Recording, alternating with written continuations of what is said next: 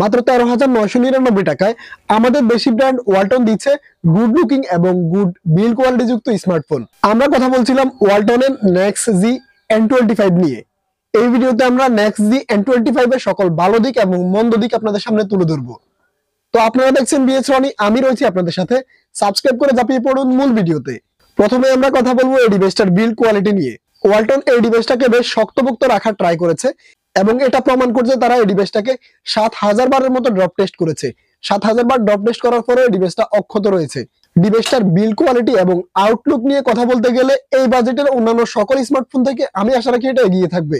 এখন আমরা কথা বলতে যাচ্ছি নেক্স জি N25 এর ক্যামেরা সেটআপ নিয়ে। এটা রিয়ারে ব্যবহার করা হয়েছে ট্রিপল ক্যামেরা সেটআপ এবং ক্যামেরাগুলো সাইডে রয়েছে রিং লাইট সেটআপ। এই লাইটগুলো ব্যবহার করে আপনি ছবি তুলতে পারবেন না, তবে এই লাইটগুলো আপনার জন্য নোটিফিকেশন এলইডি হিসেবে কাজ করবে। রিয়ারে মেইন শুটার হিসেবে থাকছে 50 মেগাপিক্সেলের একটা সেন্সর। এর সাথে থাকছে আরো অদরকারি ব্যাকআপ দুইটা সেন্সর, যেটা আপনার কখনোই কোনো কাজে আসবে না। এই ডিভাইসটা রিয়ার প্যানেলের ফটো কোয়ালিটি ছিল এভারেজের কাতারের। সাধারণত আমরা 13 থেকে 14,000 টাকা বাজেটে যে ফটোগুলো পেয়ে থাকি ঠিক ওই লেভেলের। এই ডিভাইসটা রিয়ার প্যানেল থেকে ভিডিও রেকর্ড করা যাবে সর্বোচ্চ 1080p 30fps। ভিডিওতে ইআইএস অথবা ওআইএস কিছুই থাকছে না, ফলে আপনি স্টেবিলিটির ঘাটতি লক্ষ্য করবেন। সেলফি শুটার হিসেবে থাকছে 8 মেগাপিক্সেলের একটা সেন্সর, যেটার ফটো কোয়ালিটি এবং ভিডিও কোয়ালিটি ছিল অত্যন্ত এভারেজ লেভেলের। এবার কথা বলা যাক ডিসপ্লে সেকশন নিয়ে।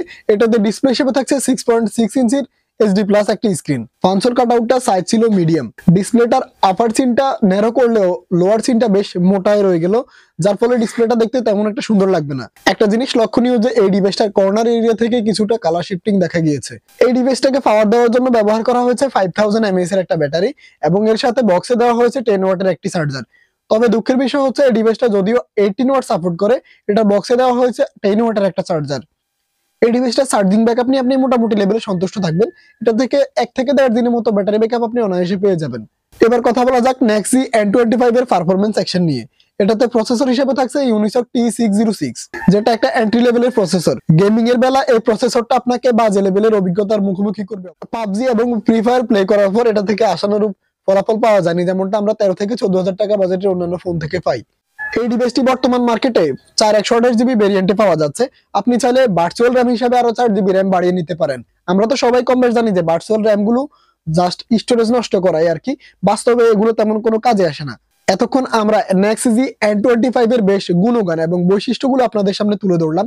চলুন এখন জেনে আসি এই ডিভাইসটার খারাপ দিকগুলো সম্পর্কে। প্রথমত, তারা বক্সে 10 ওয়াটের একটা চার্জার দিয়েছে, তারা চাইলে 18 ওয়াটের একটা চার্জার দিতে পারতো।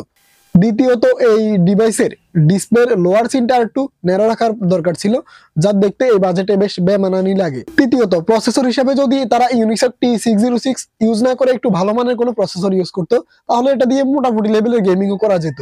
আপনাদের উদ্দেশ্যে বলছি, আপনার বাজেটের দিকে তাকিয়ে এই ডিভাইসটার দোষ গুণের কথা মাথায় রেখে অবশ্যই ডিভাইসটা কিনবেন। আমাদের এই ভিডিওটা যদি আপনার কাছে তথ্যবহুল এবং উপকারে আসবে বলে মনে হয়, তাহলে ভিডিওতে একটা লাইক দিয়ে অবশ্যই আমাদের চ্যানেলটা সাবস্ক্রাইব করে দিবেন এবং হাতে সময় থাকলে আমাদের চ্যানেলের অন্যান্য দারুণ ভিডিওগুলো দেখে আসতে পারেন। এই ডিভাইসটি সম্পর্কিত অথবা টেকনোলজি সম্পর্কিত কোনো মতামত থাকলে অবশ্যই আপনি কমেন্টে জানাবেন।